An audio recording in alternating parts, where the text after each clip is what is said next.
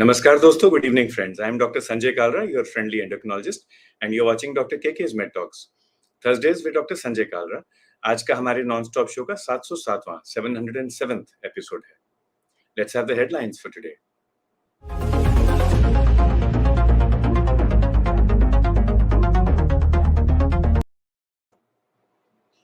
In Delhi, the suspected monkeypox patient tested negative. The patient is fine now and has been discharged home. So that is at least one false scare and we are very happy that the patient turned out negative. MyLab has launched an innovation center for diagnostics in Pune. Hyderabad-based Zenera Pharma has also got permission from the CDSCO to manufacture a generic version of the Pfizer COVID-19 pill. So that is good development for India. On the occasion of World Hepatitis Day, the Union Health Minister, Mr. Mansukh Mandavia, has said that people's involvement is pivotal for the elimination of hepatitis. And we couldn't agree more with him. बिल्कुल सही कहा हमारे माननीय union health minister ने कि यदि हम सब लोग अपनी रिस्पॉन्सिबिलिटी नहीं समझेंगे, हम इकट्ठे मिलकर काम नहीं करेंगे, तो हेपेटाइटिस को हम हरा नहीं सकते. And that holds true for every disease, every challenge to diabetes. In Mumbai, which is one of the hotspots for COVID-19 in our country, loss of sense and loss of smell has emerged as a common symptom during the first and second COVID-19 waves in 20 and 21, respectively. So that's so much about COVID and monkeypox and hepatitis. But all health is based upon a very simple premise. Let's see what that is. Let's see what our topic is for today.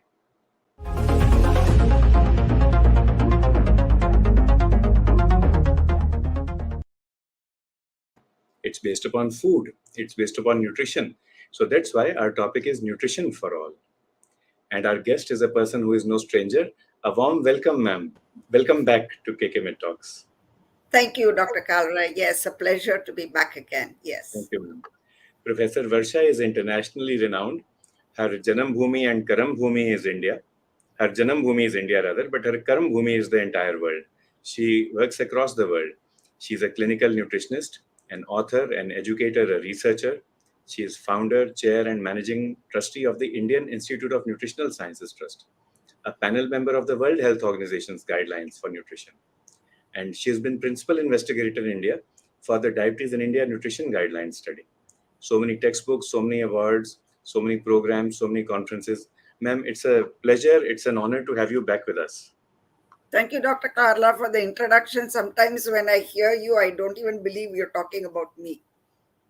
But that is true, ma'am. And that is your humility speaking.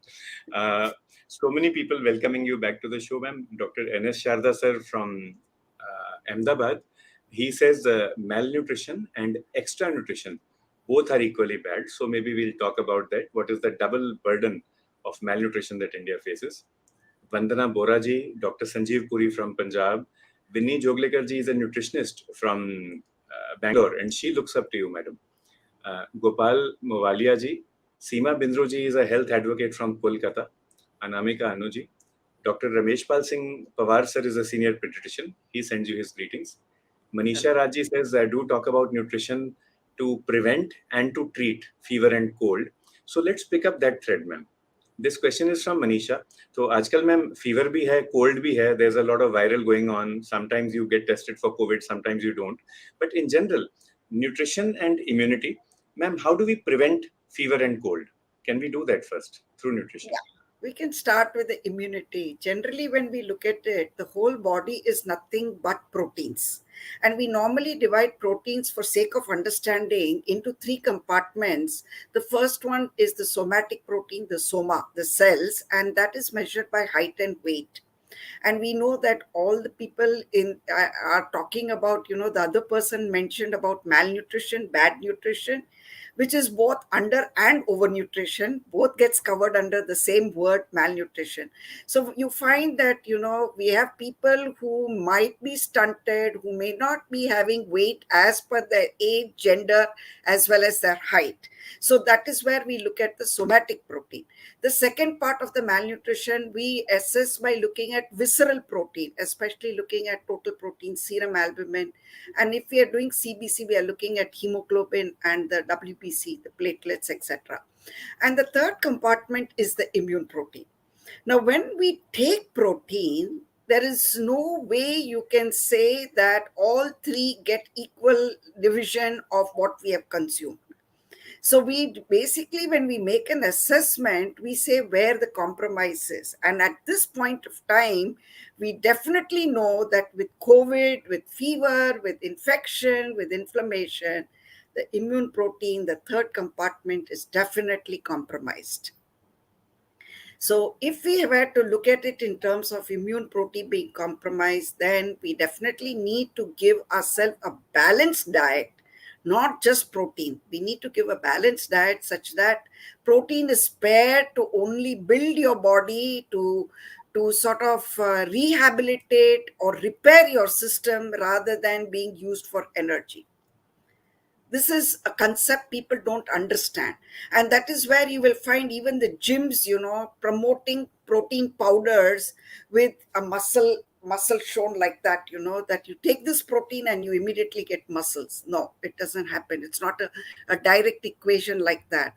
Similarly, you see an advertisement where we are shown, a bus driver recklessly driving on the road, but he suddenly sleeps off on the wheel, the steering wheel itself, and you have a person come just flying in through the window and give him glucon D, or the glucose solution, and then he's again back on the road as a maniac. No, even that doesn't happen. Everybody seems to forget that we have got a fantastic GI tract, which is as big as a tennis ground, which if it is spread out, and we really have a fantastic mechanism by where each nutrient has to be absorbed, and that includes all macronutrients as well as micronutrients. So if you're talking about nutrition for all, then I would only say that you have to equate it to building of a house. If you want to build a house, you need the bricks, you need cement, you need sand, you need steel, wood, and water. Just because we have rains all over India, we cannot say, I will just supply you water, please build the house. You need all the six nutrients, the ingredients for building a house, and in the right proportion. So we need carbohydrate, proteins, fats, vitamins, minerals, water. इस घर को बनाने के लिए भी वही चीज चाहिए जो आप अपने रहने के लिए घर बनाते हैं ना, उसी हिसाब से. मैम, ये तो आपने इतने अच्छे तरीके से एक्सप्लेन किया. And now Manisha and everybody, Poonam ji, Anamika ji, everybody who is logged in, we have a fair answer of perhaps where we are going wrong as a society, as a nation. जब कोई हमें simple common sense पढ़ाता है, जैसे कि madam पढ़ा रही हैं, madam is just teaching us good nutrition sense, good clinical sense, just common sense. आपने घर बनाना है, आपको अलग अलग चीजें चाहिए, तो ऐसे ही आपने अपनी बॉडी को तंदुरुस्त बनाना है. You want to make your body immune, strong, able to fight fever and cold. You need all the nutrients, the macro and the micro nutrients. Macro nutrients ज्यादा चाहिए होंगे, माइक्रो कम चाहिए होंगे. So ma'am, you have been in nutrition now for so many decades. These fads that we see now, of course, they are amplified by social media, by the ease of communication. These fads about keto diet, restrictive diet, very low calorie, very low protein, very low carb diets, were they existing a few decades ago as well in certain circles? What is your opinion about the whole thing? No, they've evolved over a period time, and now you get to, as you said, the social media just highlights it, and broadcasts it much wider range. But you won't believe this has been happening for ages, and this is where my fight has been all the time, especially when it comes to the news media and the social media. You will suddenly find a headline which says eating eggs for breakfast is excellent. And, that is just a headline, a catchy headline. You read through the contents, it is talking about a study in US or UK or wherever. And, we still have the slave mentality of saluting if it is a white donkey also. We will salute because he is white. Okay, so you will find that it has to be a study which is in the Western world, and they do not read between the lines or over the lines or under the lines at all the fact the eggs were compared to donuts. And who in India knows what is donuts, and do we eat donuts for breakfast? We don't. So then why should we be eating eggs as a substitute? We have such fantastic cuisine. I think the Tower of Babel must have been in India, because for every 500 meters, we have a different lingo and a different cuisine. And we have evolved. We are the world's biggest population. We have evolved only because of our resilience, and also because we evolved. Our ancestors have evolved a beautiful combination of what should be a healthy diet. But we will not want to follow that. We will say, don't eat vade, don't eat bhaji, but we will say, eat donuts. Both vade and the donuts have the same appearance. But if it is donuts, we are willing to eat. But if it is vade, we don't want to eat. And pay So a we are not. premium also, ma'am. Pay 10 times a premium for a donut. Exactly. I still get people, my biggest fight earlier was with the conflicts, only because I said we already had poha, we had rice flakes, we had puff rice. तो हमारे पास ये technology थी. Why must I get imported cornflakes for breakfast? And I never ate rice flakes for breakfast except in Gujarat. Poha तो सिर्फ north Gujarat में ही खाया जाता है. But that I realize, that each area has taken out one particular food item and made a mess of eating. So I find that, there is another recipe from Gujarat which I really am, very much annoyed, and I would want to say it here, is that khakra. You get mobile khakra, the size that can go into your pocket, and they say that it is panacea. They add methi bhaji, they add all sorts of combinations to lure you. But the very way of how it is cooked, how it is made, it is application of high temperatures, and that is where you get a combination. So professor from Premier Institute, Loyola College in Chennai, had done research on this khakra, and he said, Dr. Varsha, can you do something about telling your Gujarati people not to eat this stuff, because the browning reaction, the myeloid reaction that happens brings up complexes that are cancer producing. And just imagine, this has become something which is marketed at a great level. आप Canada जाओ India stores में, आप America जाओ India stores में, आप Australia जाओ India stores में, सब जगह पे आपको खाकरा मिलेगा. And people think that, that is the best thing to eat. So everybody does shortcuts in the way it is to be eaten. Our traditional way of eating is forgotten. Ma'am, आपने कुछ एक words use किए. Let us take them one by one. We also have with us Dr. R.S. Chaudhary, sir. He is a senior surgeon from Haryana. Dr. Piyush, he is a lifestyle medicine specialist. And Dr. Mohan Shenoy is an endocrinologist from Trivandrum. All are logged in. Bandana Bora ji आपको नमस्कार कर रही हैं. And also Manju Sharma ji, thank you कह रही हैं for your previous visit to us when you came on KK Med Talks. So they are all remembering that.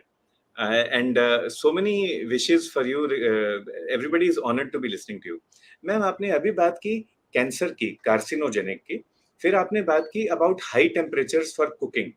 So can you just do this one by one? And since our topic is nutrition for all, first let's talk about cooking in our kitchen at home, home-based cooking.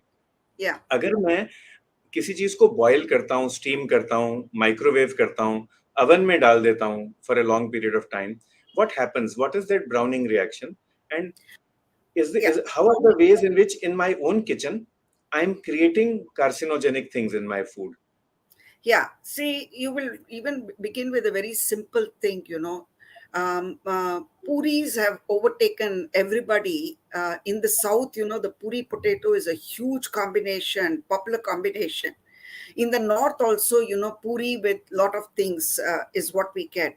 And you will find that in homes where you find the frying as a method of cooking, कढ़ाई में वो तेल डाल देते हैं, okay, and it doesn't get over with one cooking. So what happens is, even papads, and in south we call them applams, and then you have all these various things that you just fry them just before you start eating. So what happens is कि इस कढ़ाई में जो तेल रखा हुआ है, it has already been subjected to prolonged heating while we have been cooking. Then it is cooled, and what you do the next day is you add extra fresh oil to it because the level has gone down. So you already have oil that was subjected to prolonged heating existing, and then you're adding fresh oil and you continue cooking. So just imagine what sort of complex that is making. This we need to understand. Anything that is fried on commercial basis on those huge cauldrons, they do not remove that one time oil that or fat that has been used for cooking. They just replenish it with more and more oil to the existing one. You're asking for big trouble. So in the Okay. kitchen also, ma'am, at home. So what is the take-home message for us? The take home Minimize message frying. is that if you have to, you must discard that extra oil. Do it with the first thing is you don't have to eat everything which is fried. The second thing is that you can use that for a different purpose altogether, like a shortening or something. That is where you're not reheating it to high temperatures. That might be a safer way of doing it than to be reheating it all the time. That is one. The second thing that we do is, like I mentioned about the chapatis and all that. Why was khakra created? Khakra was created only because most of the homes in villages, they don't cook each time, and so what they do is they make extra chapatis and then they roast it like this, so that the shelf life is there. But you cannot use this as an industry and replace all your hot food with just eating khakras. Khakras go with tea, khakras go with coffee, khakra just go for nibbling. So that is again, so the same chapati, when you convert it to khakra, it is doing you harm. There is another way of how we preserve in the villages, how we used to preserve rice, especially in the south. The rice was put into a lot of water, and they always say that eating that old rice is very nutritious. I've seen some papers also being published by people, but I'm not too sure of the evidence that is available, because my logic tells me that when I put rice into the water and leave it for a long period of time, the starch gets leached out into the water. And very many times the man of the family will be given the rice, which according to me is a dead food, and the remaining water with salt and chili will be drunk by the woman, so she gets more nutrition than man. Without realizing, by default she gets a better food as such, but the very purpose of eating it that way is erroneous. We also have this tendency of making things with lot of gravies, and gravies are basically more water. Where we have more water which have no taste, then in that case we have to add sourness. Either we are adding lime or tamarind or whatever it is, so we add sourness to the water, and the sourness will demand that chatpata banane ke liye mirch dalna hai, so we make it spicy hot. And the water and the tamarind or sourness with chili hot will demand more of salt. So anywhere we are using gravies, and the main vegetable, or whether you're making gravy even as chicken, mutton or fish, the portion of chicken, mutton, fish is less. The gravies are the one which is more. Okay. And even if it is cooked by the family on a Sunday afternoon, the non-veg piece is over because it's expensive. It is over at lunchtime itself. But the gravy in the name of mutton gravy, chicken gravy remains. And then the tendency is to eat at night the dinner with the gravy, and even next day, Monday morning, breakfast also goes with the gravy. So what are you doing? You're only pampering 1.5 inch of your tongue. The rest of the inches suffer. You're fed the stomach, starve the body. So I think basic reasons, and even if we do think of economy, because things are expensive, mutton is expensive, chicken is expensive, but the same gravy can be used. Maybe you put some eggs in it, just put in some boiled eggs if you're having non-veg, or The maybe some concept, paneer. yeah, but the concept is, what I tell people is that you don't make extra or excess You don't make gravy. extra. Don't Ma'am, make that gravy uh, last. one way of explaining this would be, I go to a restaurant. There I am getting tandoori fish or tandoori chicken or tandoori paneer for maybe, let us say, 300 rupees a plate. But I am getting butter chicken, cream chicken for 600 rupees a plate. Ma'am, just talk about who is fleecing whom in that 600 rupees. Are we getting a bargain from the restaurant owner, or is he fleecing us? Oh, Let's he talk is about fleecing that too. us. See, even the names, please look at the names, okay? If you will go through the menu card, if it is something like do piazza, mutton do piazza or chicken do piazza, mug do piazza, it is fresh chicken, believe me, okay? Because the piaz is not going to mask if it has become stale non-veg. All right, but if you get mutton rogan josh, rogi aayega tumko, kyunki है ना, it is absolutely stale thing, and to mask the staleness they are adding stronger spices. So you also need to understand your recipes and Yes. how they are being prepared, okay? And though we are talking about portion size, you know, even ICMR says you don't need more than 50 grams of chicken, mutton, or even one egg for a day. All right. They will happily catch hold of or saying that, you know, we are meeting the day's requirement when we are giving you the portion. But you look at the dish coming in such a big dish with lot of gravy, and you will also find a lot of oil or fat or everything floating on that. I always say, if your plate and your hands require soap to wash after you finish eating, believe me, you'll have to eat soap to clean your insides. Ma'am ये आपने बहुत अच्छा कहा, so allow me to repeat that. Ma'am एक तो ये बता रही हैं हमें कि आप अपनी रेसिपी जाने भी खाना कैसे बनता है, चाहे आप घर पे बना रहे हो चाहे आप होटल में रेस्टोरेंट में जाके खा रहे हो। एक बार देख लो कि जो आपको चीज़ सर्व की जा रही है वो फ्रेश है या स्टेल है। अगर बहुत सारा मिर्च मसाला है, बहुत सारी ग्रेवी है, तो certainly something is being hidden, और वो कुकिंग इस तरह से की जा रही है कि न्यूट्रिशन, आपको लग रहा है कि आप पनीर या नॉनवेज खा रहे हैं बट खास न्यूट्रिशन नहीं आ रही है आपको। On the other hand there are many dishes जो कि रिलेटिवली सस्ती भी होंगी अगर आप देखें। An example would be a tandoori dish, a dry chicken dish और अ ड्राई पनीर डिश, जहाँ पे एक्स्ट्रा कोई एडिशन नहीं है, आपको पूरा न्यूट्रिशन मिल रहा है और वो चीज सस्ती भी है। ध्यान से देखें तो you actually will be getting more nutrient for each rupee, for each पैसा। और एक चीज जो मैम ने बोली मैं भी मानूंगा, क्योंकि हम ओपीडी में मरीजों को बोलते हैं, तो हम ये कहते हैं कि यदि आपको प्लेट रगड़नी पड़े साबुन के साथ या वो कढ़ाई रगड़नी पड़े साबुन के साथ, आपकी बॉडी को भी, आपके इंटेस्टाइन को, आंतड़ियों को, आपके पैंक्रियास को, आपके अग्नाशय को भी रगड़ना पड़ेगा उससे। So it will take a long time for the sugars to come in control, for you to manage your body weight. And ma'am ने भी यही कहा, रोगन जोश खाओगे तो रोग ही होगा, जोश नहीं मिलने लगा, रोग ही होगा। And avoid deep fried stuff at home and certainly avoid reusing food.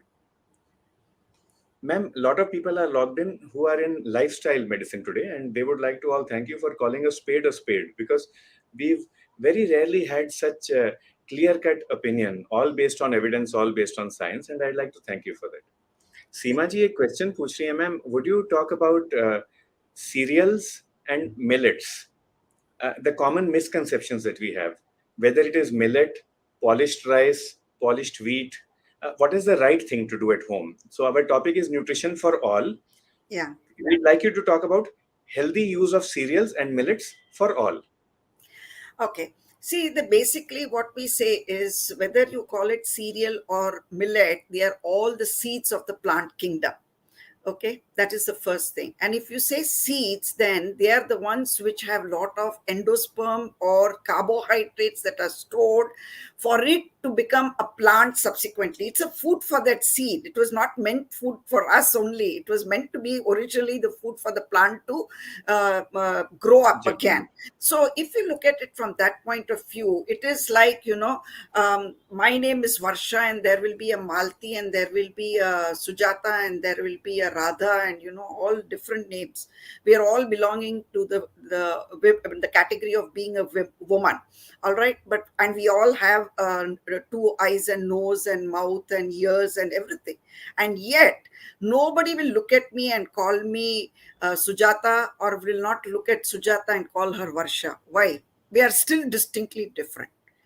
Same way, if you look at it, you know, whether it is rice or wheat or ragi or bajra or jowar, they all belong to one category that gives you as staple your carbohydrate source. So it makes no difference to me. I definitely do not promote and advocate mixture of all these things, because that is not how it is. It is much better. आप BC रोटी जाके कभी खा लो, या फिर आप jowar bajre ka chapati kha lo, you get a variety. There is no way, but you don't have to think it's a panacea that you eat only one the millets and leave out the cereals. That's not true. Yes, the emphasis commercially has become one where we are talking only about rice or wheat, okay, which was not the case. But I do know of an individual who was absolutely into lifestyle. He was based in Gujarat, and he is beautifully written out as to when you can eat bajra ka roti and when you can eat even the fulkas versus the chapatis. I just admired the way, the clarity with which he had written out, and he said, you will eat fulkas only in the morning and at lunchtime. You will never eat fulkas for dinner, and you will eat only the bajra ka rotla for dinner, and you will not eat that for breakfast. So somewhere down the line, our ancestors have really evolved to know what worked well with what and how you should be eating it. This is where our traditions have been lost. What we need to do is we need to bring our traditional food into contemporary eating, which is not happening. Okay. Ma'am, I we did have write a an article which I called it as contemporary, I mean, traditionally contemporary or contemporarily traditional. And I put together the whole thing to say that, we need to bring forth on why our grandmother said, iske saath ye khao, iske saath mat khao. There was wisdom. They didn't know, they were not taught nutrition, but when I go back and look at it, I find that they were very, very sound on their nutritional principles. principles, yes, which Okay. many people are not today. Yes, rather than teaching the 3 R's, the arithmetic, reading, and writing, I would say that we must begin with nutrition. You are what you eat, and none of us know what we are eating. Ma'am, last week we had a beautiful KK Med talk with a person called Nishant Chobe, who is a chef, and he spoke to us about culinary medicine. And the same things that you are saying, let us bring that zinc back into our cooking.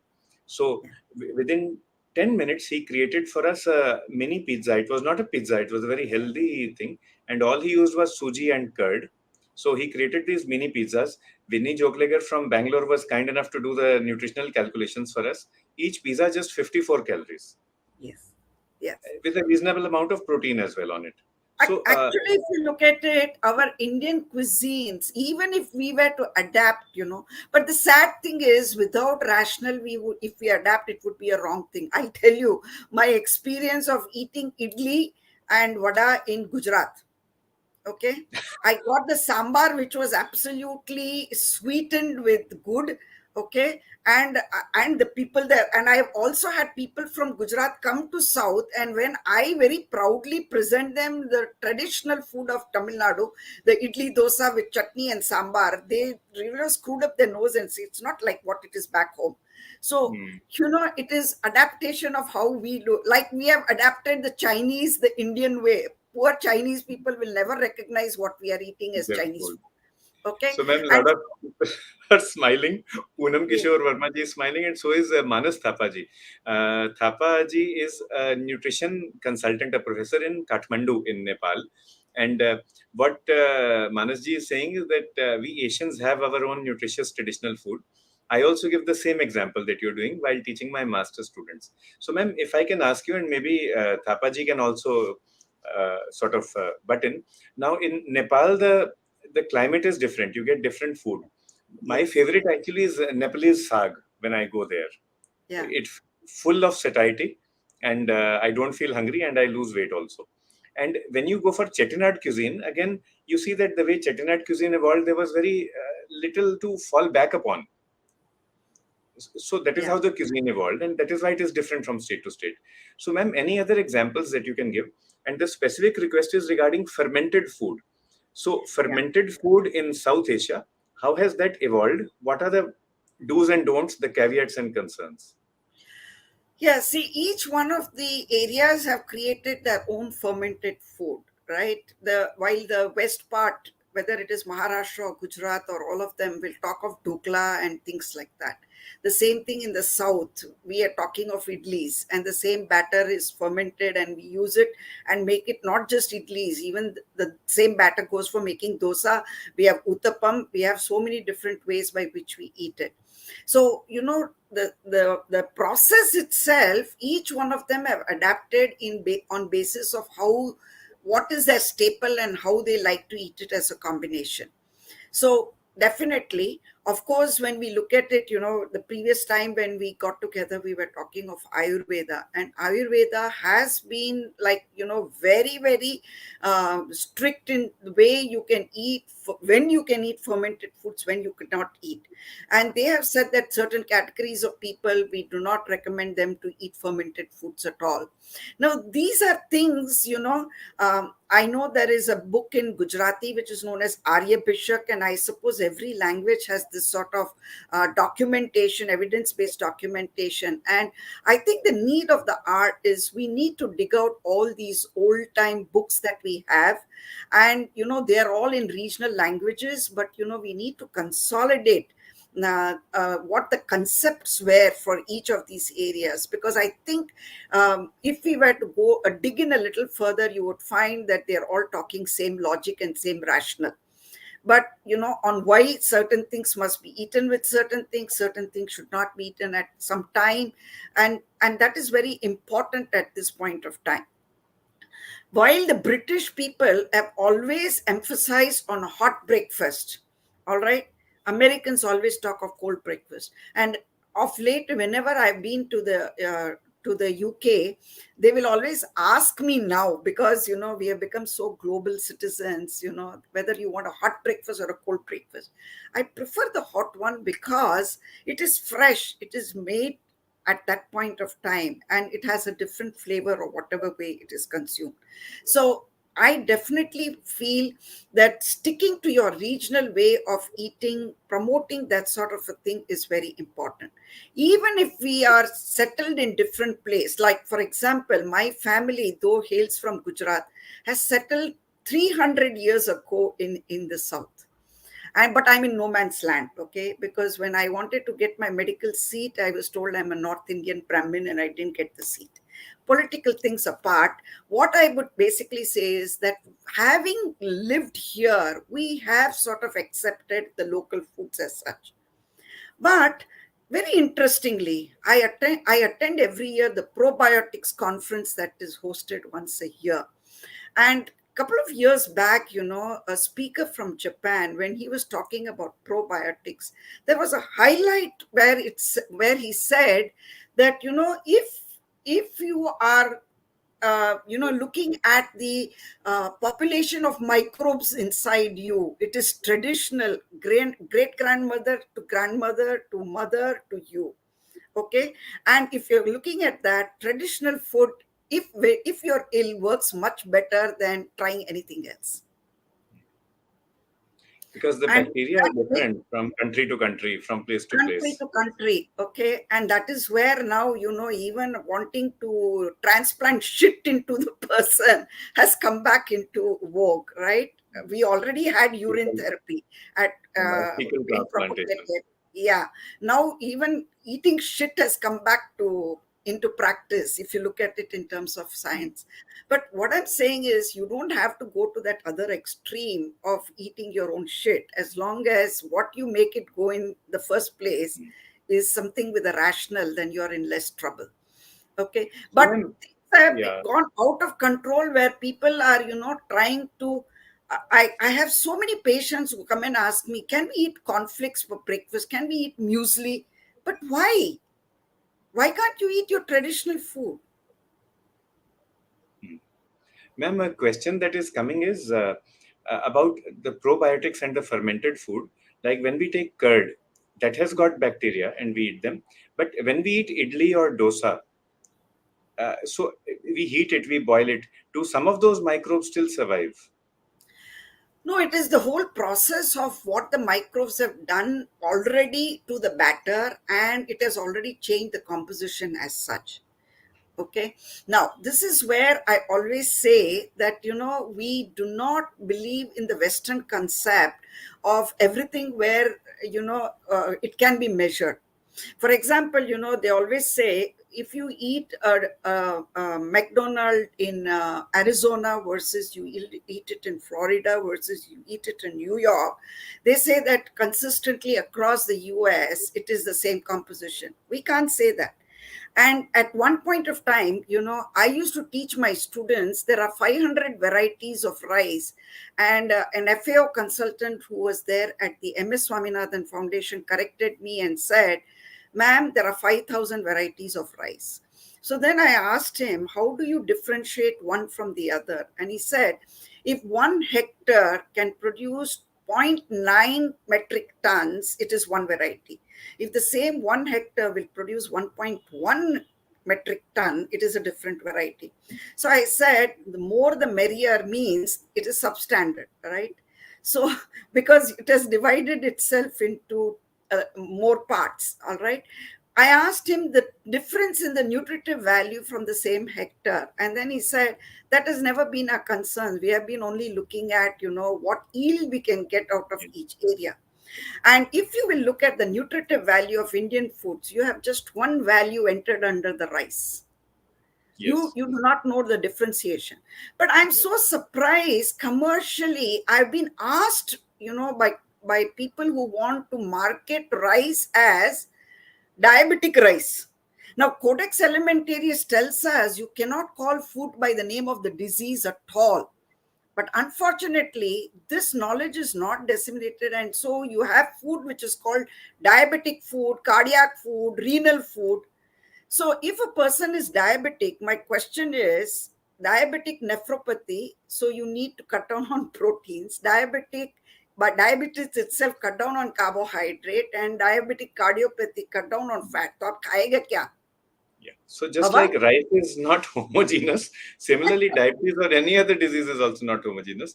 But ma'am, point is well taken. Ma'am, from Karnal, Mr. Sunny Grover, and from Sonipat, Mr. Lalit Kathuria greet you, and also Mr. Sharma from Lucknow. And Mr. Sharma says, ma'am, in just one sentence, could you please answer, are non-sticking pans good to use in the kitchen?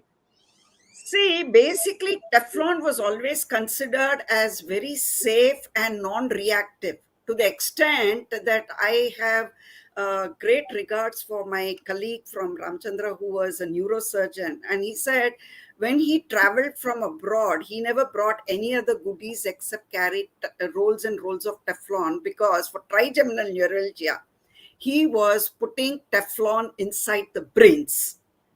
To that extent, it is very, very non-reactive, or doesn't harm us. So if we are able to, but my other point is that when we were using clay vessels, when we were using iron kadai, okay, we got some nutrition out of it.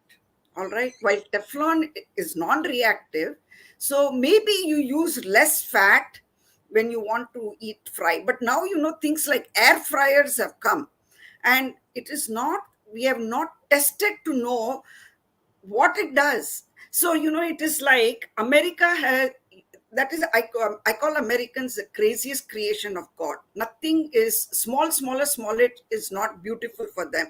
It has to be large, larger, largest. So they have now created a product which looks like butter, feels like butter, tastes like butter, but it is not absorbed. तो इसमें मजा क्या है खाने का?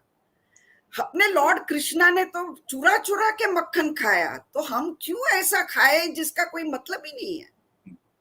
But of course exercise भी उतनी करें जितनी लॉर्ड कृष्णा ने की थी, तो उन्होंने पर्वत उठाया तो आप डंबल तो उठा लें थोड़े से. And Lalit Kapuria ji supports you ma'am with that. He says that dumbbell भी उठाने चाहिए.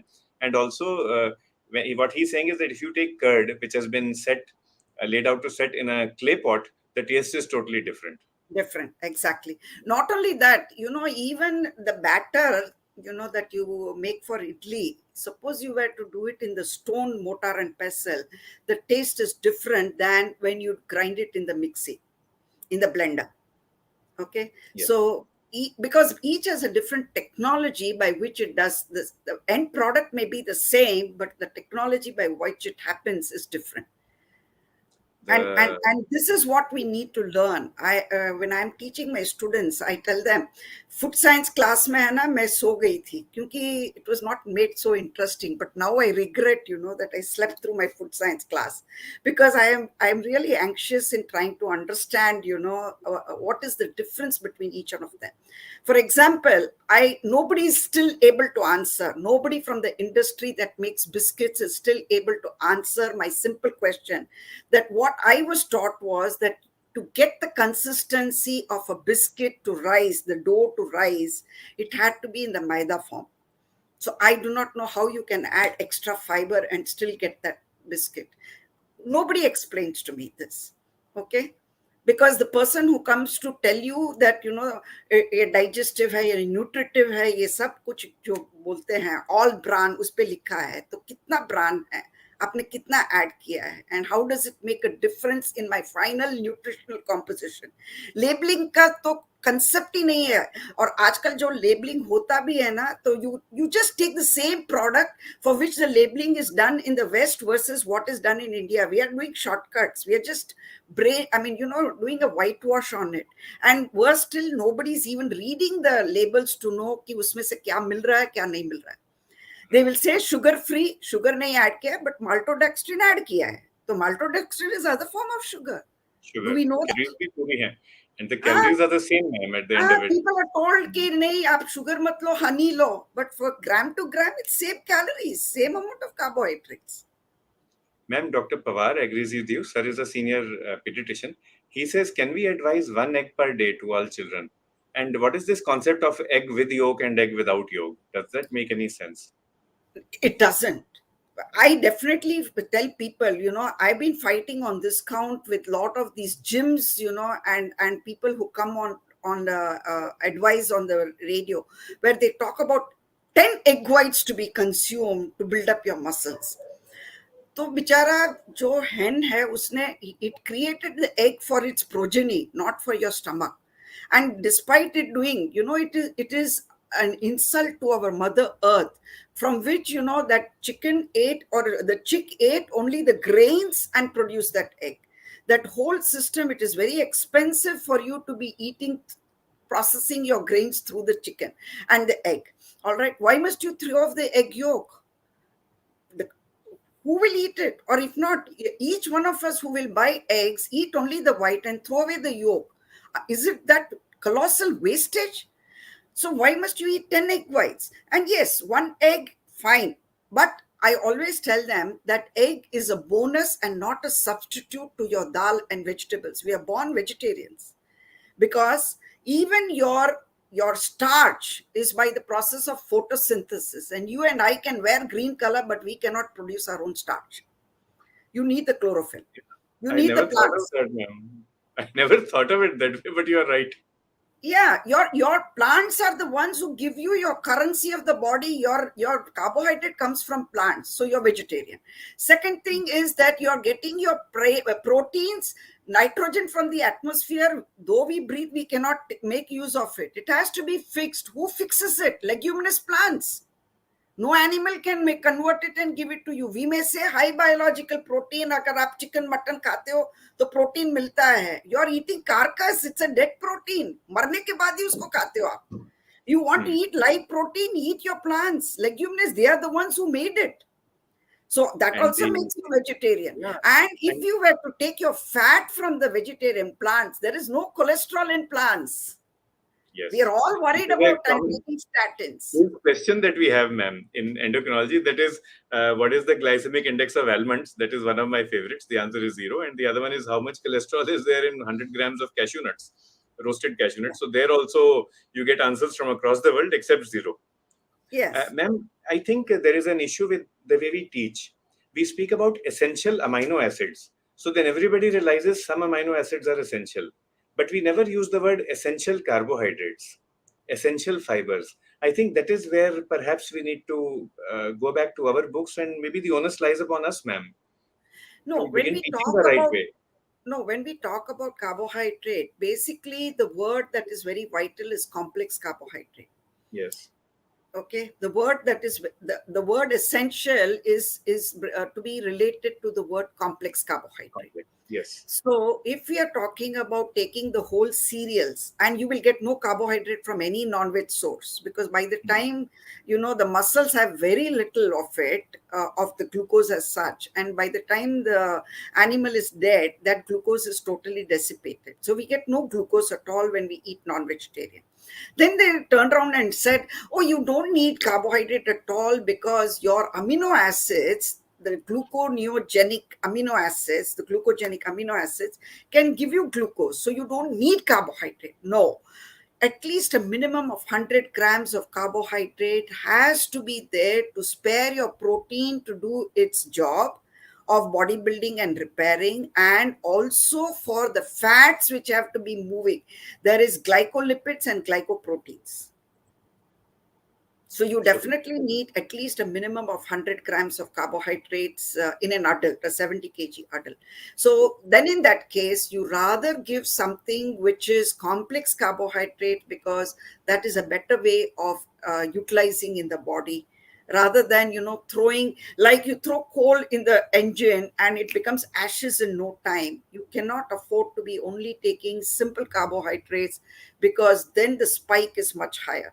Now, when you look at it in terms of vegetarian food, automatically you get complex carbohydrate, okay? And this concept of high biological protein in only through non-veg is not true, because we, like cipher, India gave cipher, the zero, the value of zeros, is understood only when you keep adding the number of zeros behind the number, right? We gave that concept. Same way, complementary protein is a concept India has gifted to the world. What is missing in cereals, which are nothing but seeds of plants, is made available to you by the seeds of the same plant coming from leguminous plants. And जब इन दोनों की शादी करते हो ना, तो you get perfect combination of not just the protein, the complementary protein, but also the supportive carbohydrate and mono or polyunsaturated fatty acids, which does not increase your saturated fat. So, ma'am, a point well taken. Complex carbohydrates can also be termed as essential carbohydrates. And maybe मुझे लग रहा है कि हमारी तरफ से गलती है, we are not teaching properly. अगर हम वो essential word जोड़ देंगे complex के साथ, then maybe people will respect. Complementary proteins is a very good concept. Ma'am, we have with us, and we have so many questions today. I apologize to everyone जिनके नाम नहीं ले पा रहा और topics नहीं ले पा रहा. जो questions पूछ रहे हैं आयुर्वेद पे, constipation पे. In the recent past, we have had topics on these by Dr. Varsha and also by Dr. Pavan Rawal on Ayurveda and nutrition, and also on constipation and nutrition. But Dr. Muthu Krishnan Jayaraman, who is a senior endocrinologist, he says, ma'am, in vegetarians who are physically active, is it necessary? Is it possible to get 100 to 150 grams? And ma'am, if you could structure your answer in two parts.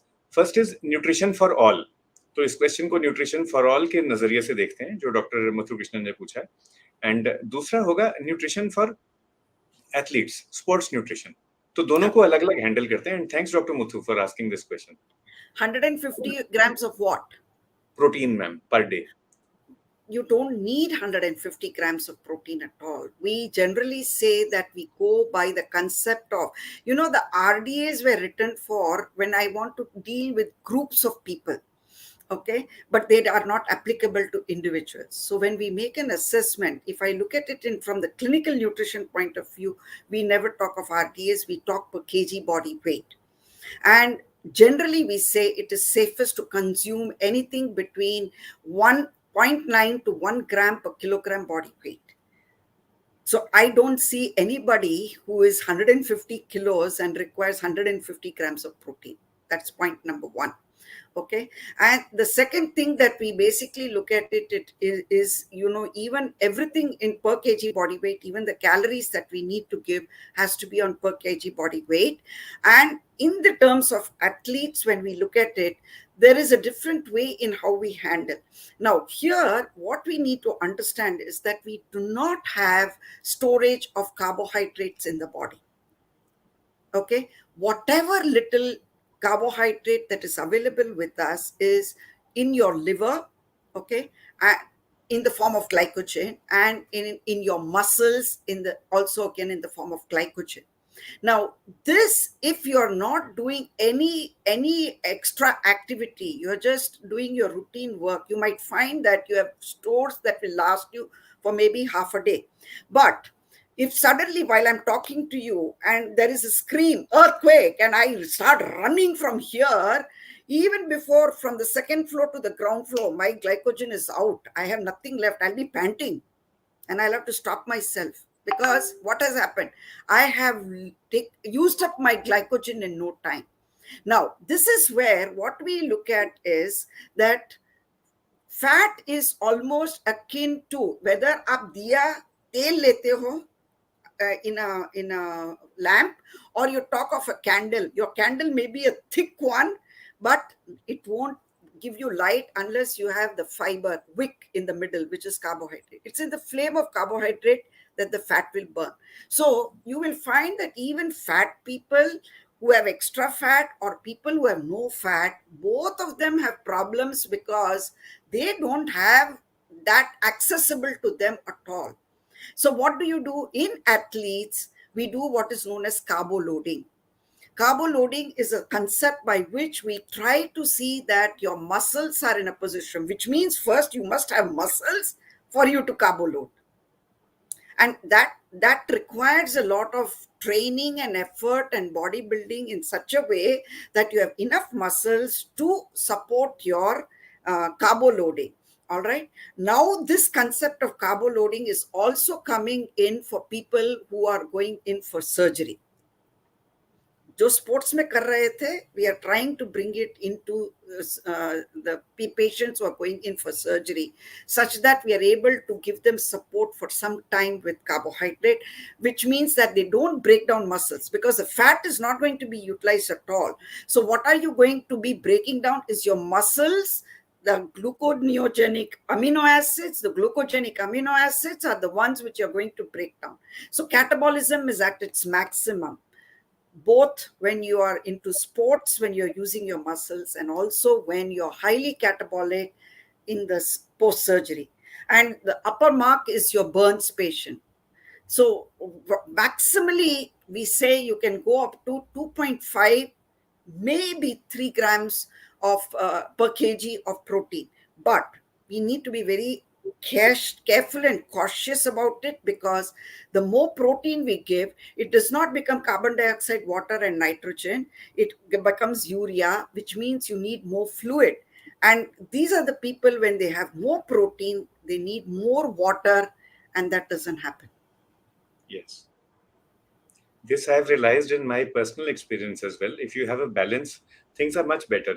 And health, for everybody, health is not just about today or tomorrow, that today I want to run a marathon, tomorrow I want to run.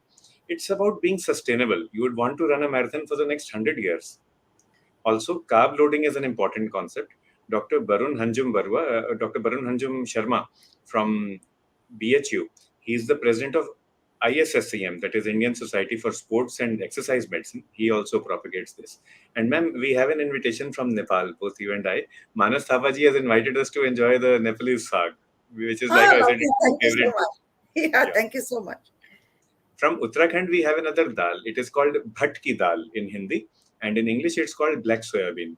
This has got the highest protein content amongst all South Asian dals. So that is also something you can try. It comes from Uttarakhand and from Nepal.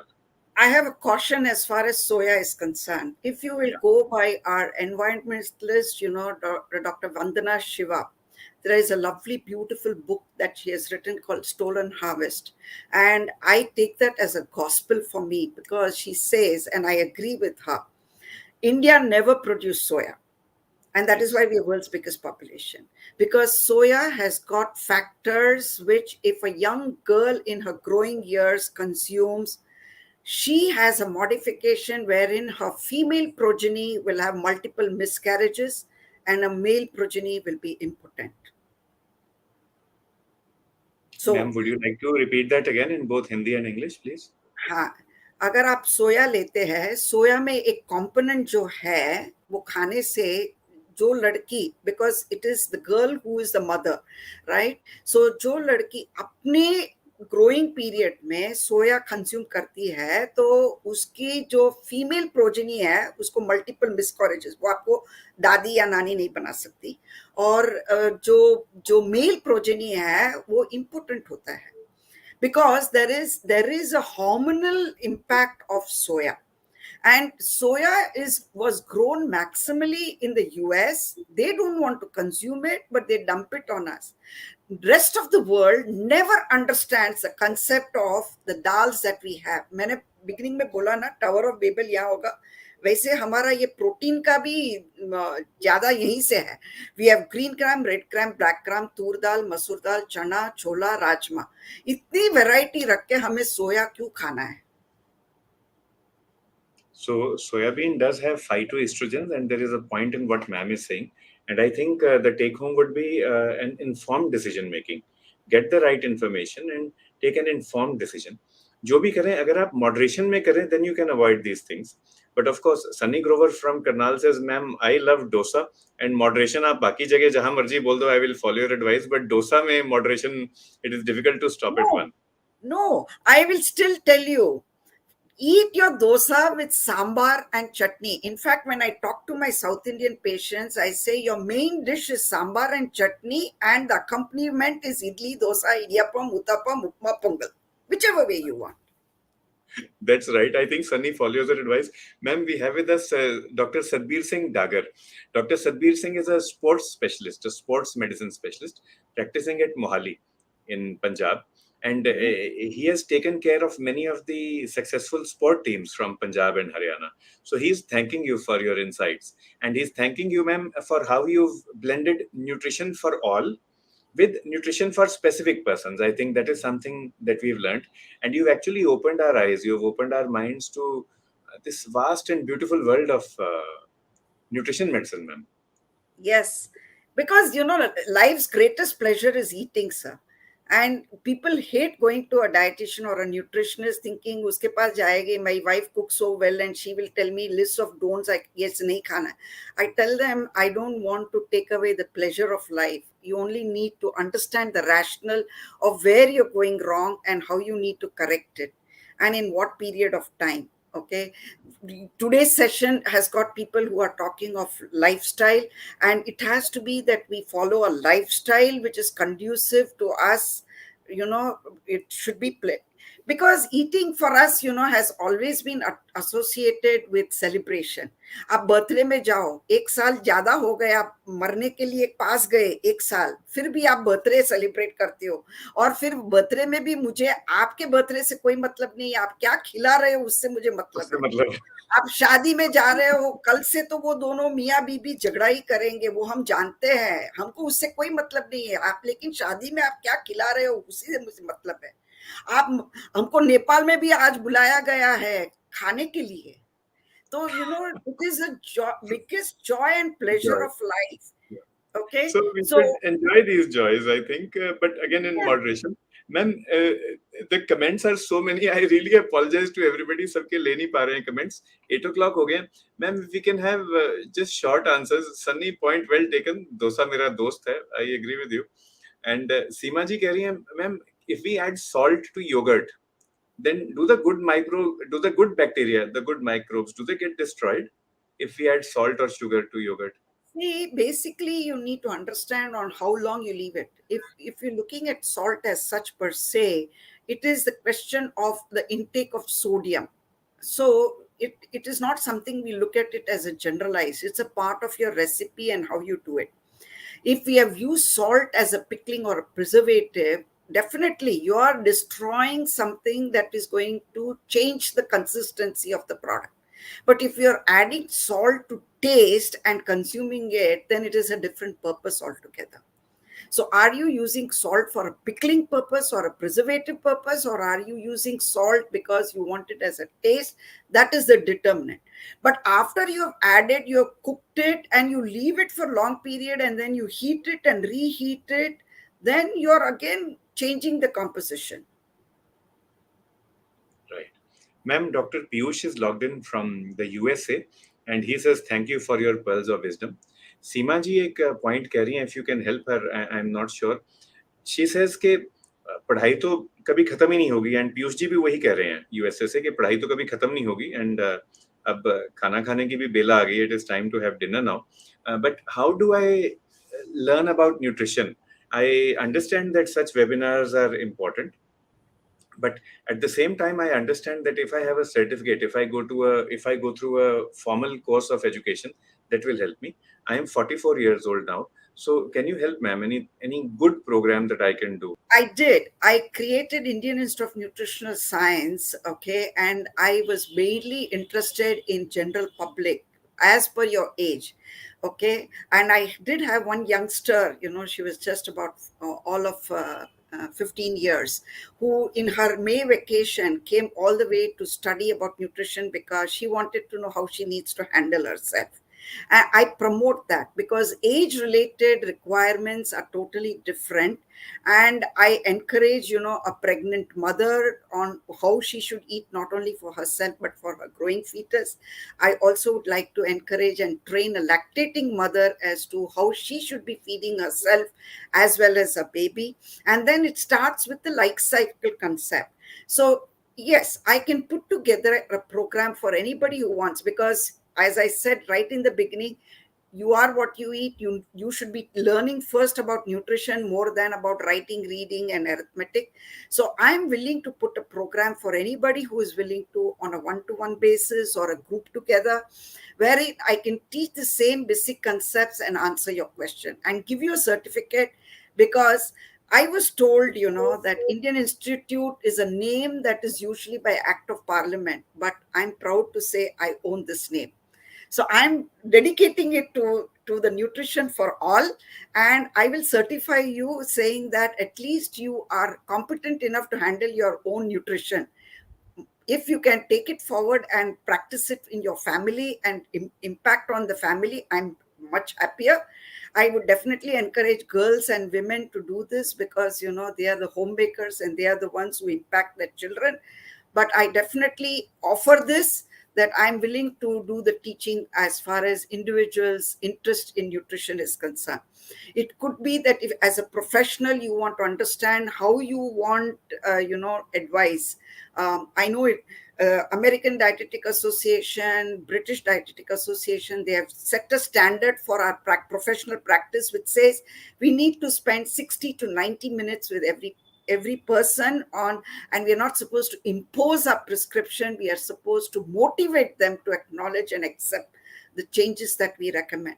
Now, for every professional to be spending so much time when you are an endocrinologist or a surgeon or a physician is not possible.